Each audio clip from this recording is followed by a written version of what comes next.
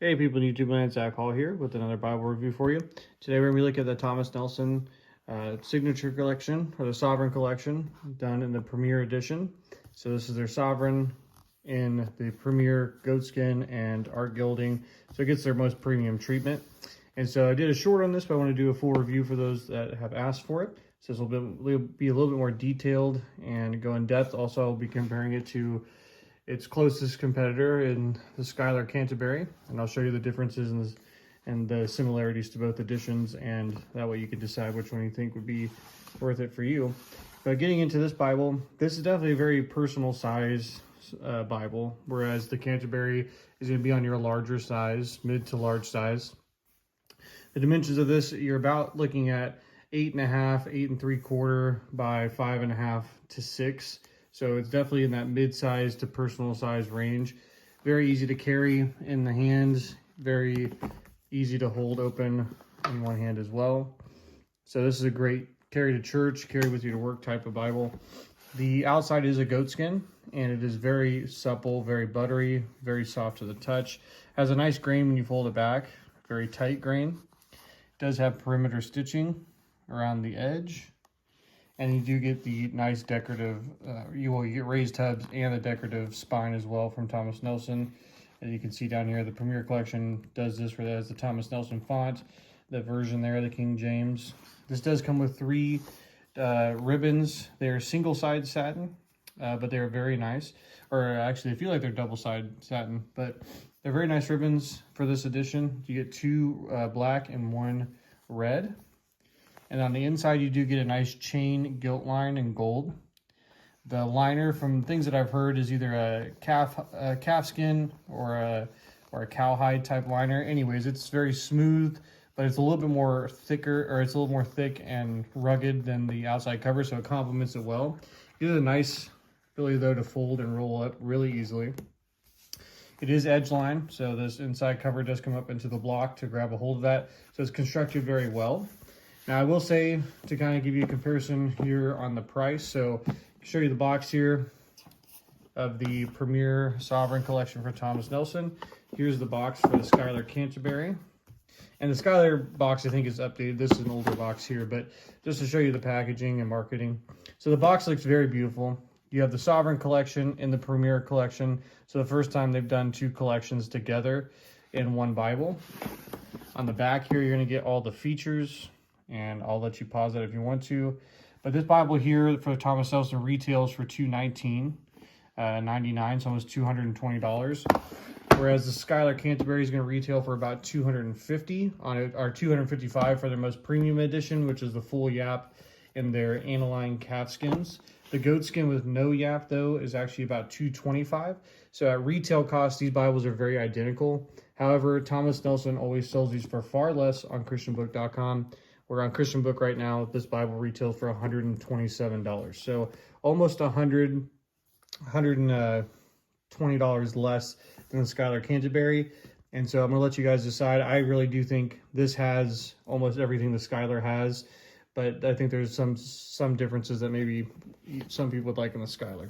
So I'll put that aside. We'll dive a little bit deeper here into the Thomas Nelson.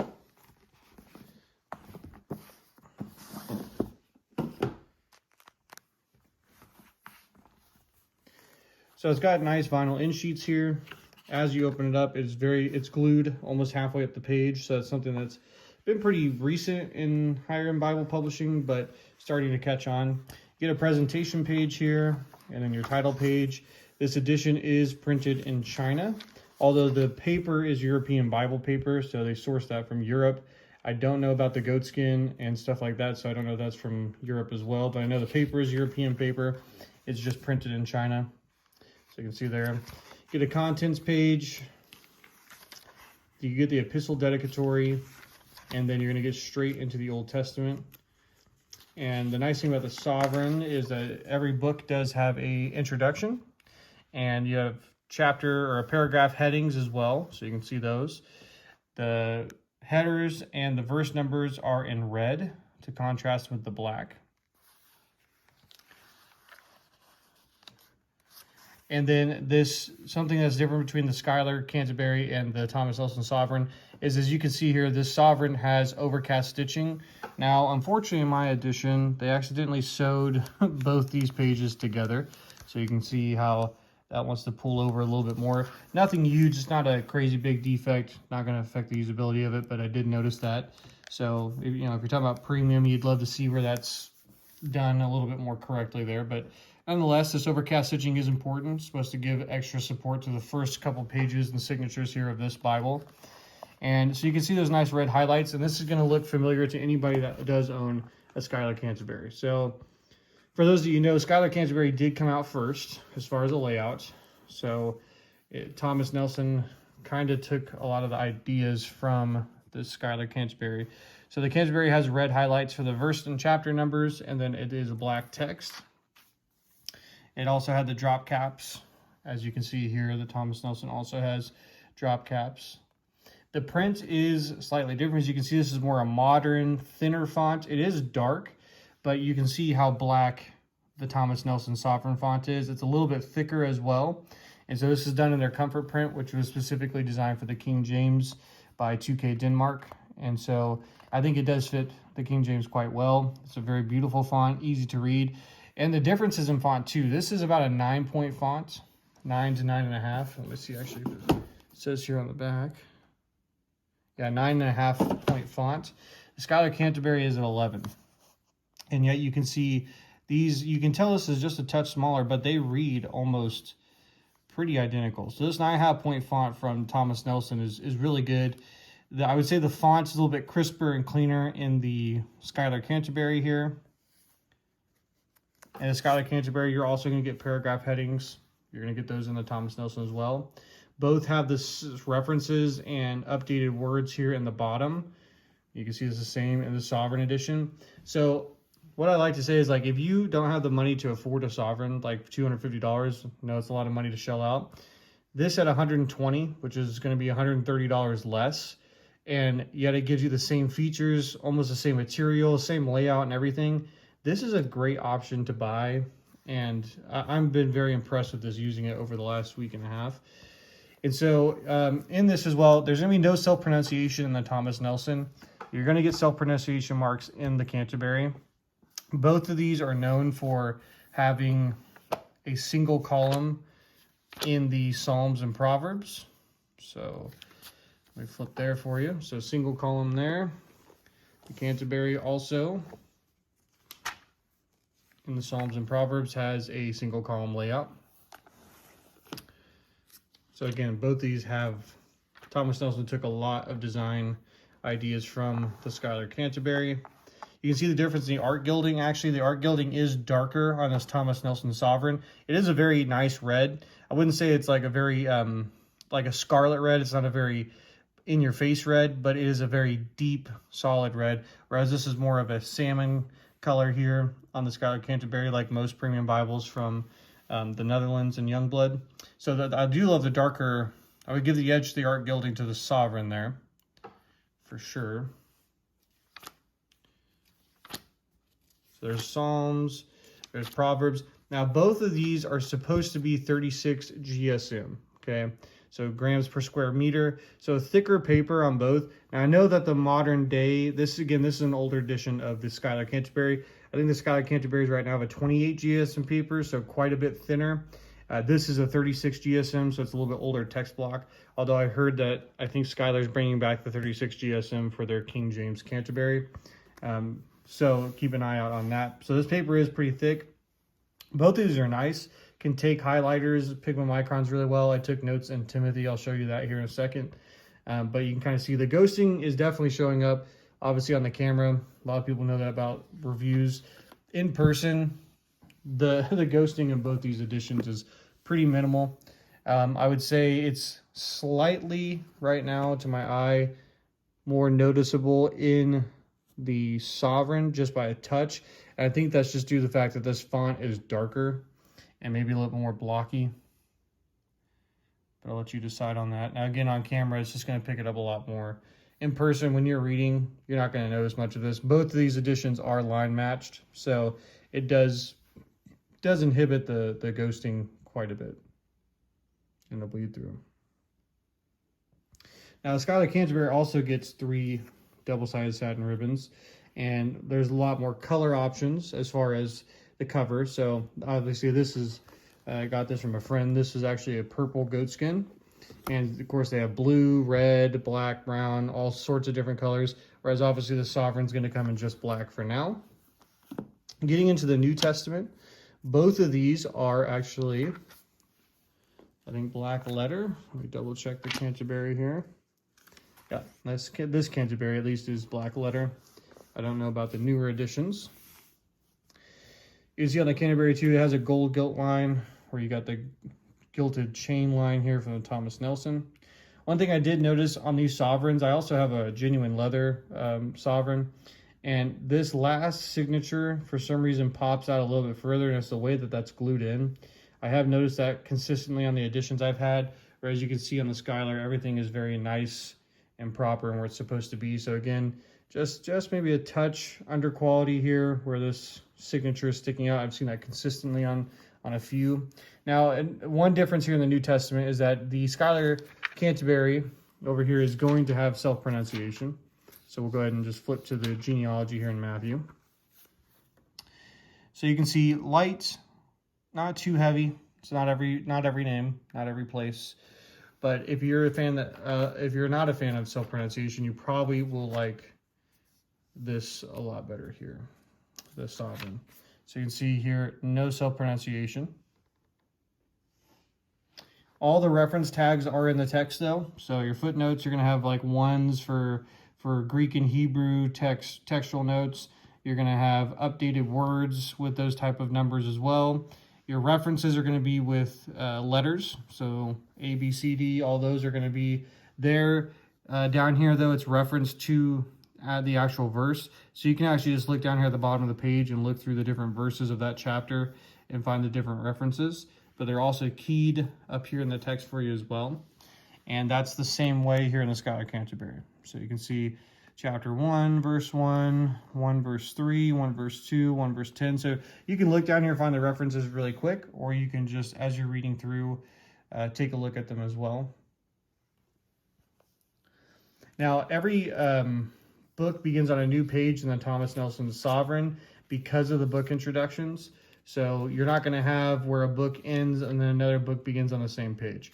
So that does give you some space for notes at the end of some of these books. Some of them, they do end exactly on point. So you can see here Matthew ends perfectly on that page. Then you get into Mark. In the Schuyler Canterbury, we'll get to the end of Matthew here.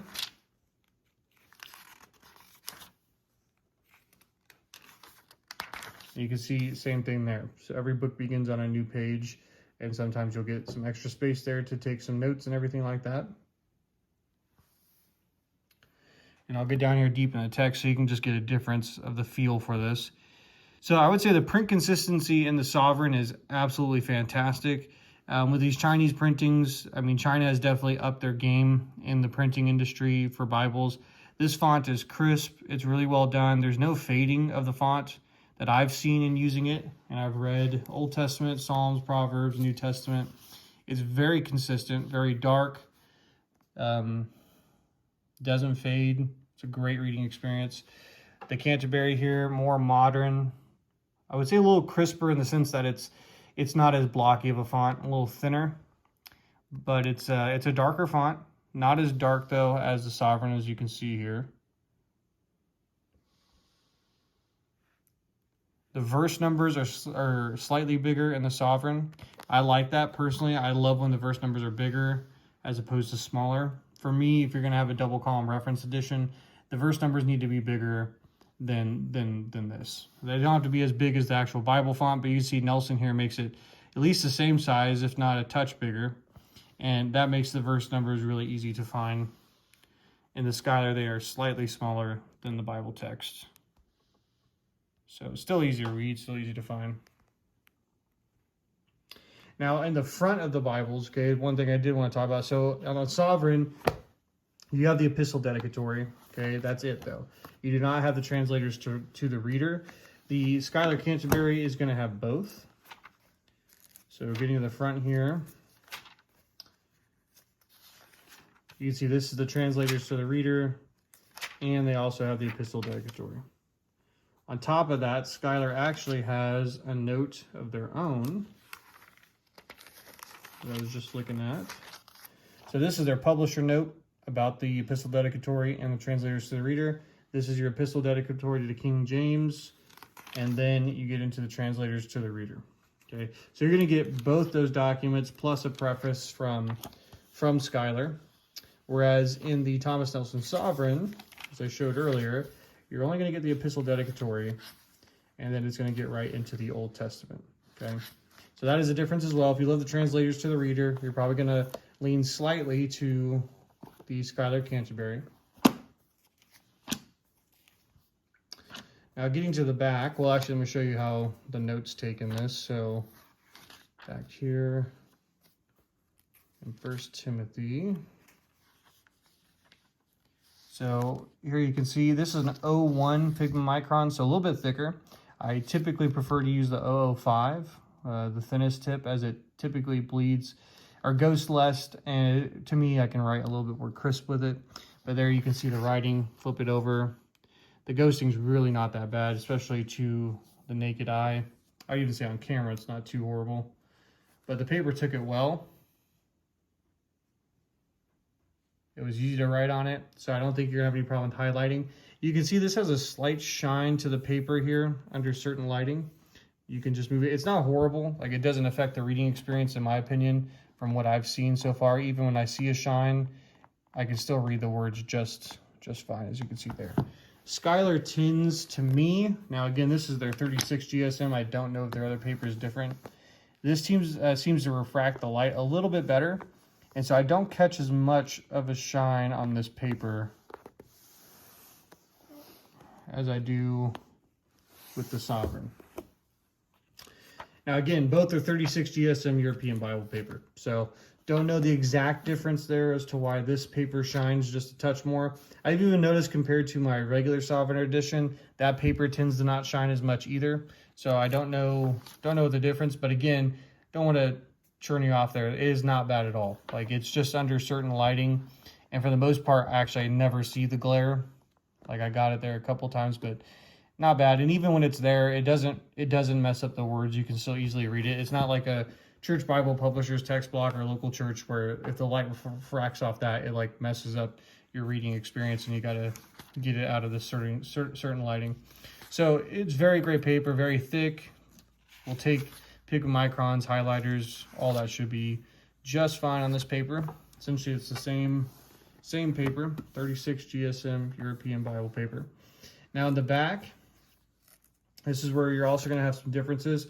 Thomas Nelson's going to have a little bit more material in the back here for you. So you're going to start off with the miracles of Jesus Christ. In the back of the Canterbury, you're going to get a King's English Dictionary. Okay, so updated words. So all the updated words in the Canterbury are in the back. In the Thomas Nelson Sovereign, you're going to have all the updated words at the bottom of the page. So they're not in the back of the Bible. They're actually down here on the bottom of the footnotes. The Canterbury only has references in the bottom. Sweet. All your updated words are in the back under the King's English. So you might like that. You may say, oh, I like the list in the back. I'm just trying to show you the differences so you can make up your mind. So here you have a list of Old English words with their updated equivalents. In the Thomas Nelson, you're going to have those updated words directly in the text as you're reading through that book of the Bible. And then after the King's English, you're going to have a 3-column concordance here. To be honest, I don't know whose concordance has more of what.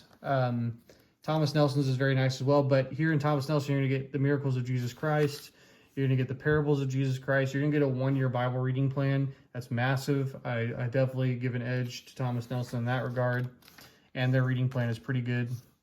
You have a 2-column concordance in the Sovereign, and it's a bigger font, so a lot easier to read. And the headers are definitely bigger. Okay, so that's still a 9.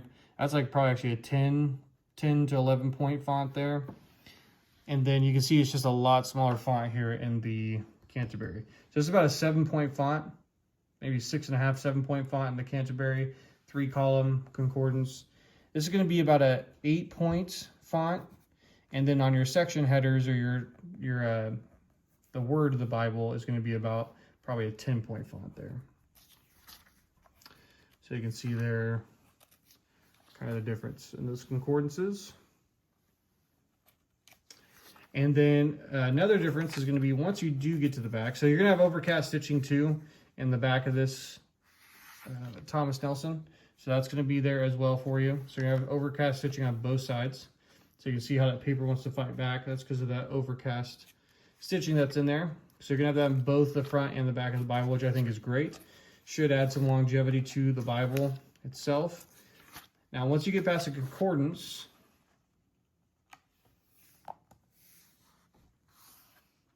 you're going to get the Thomas Nelson Bible maps. You're going to get the note regarding the type. So you can read through that. That's actually a pretty cool note. It's on a semi-gloss paper here.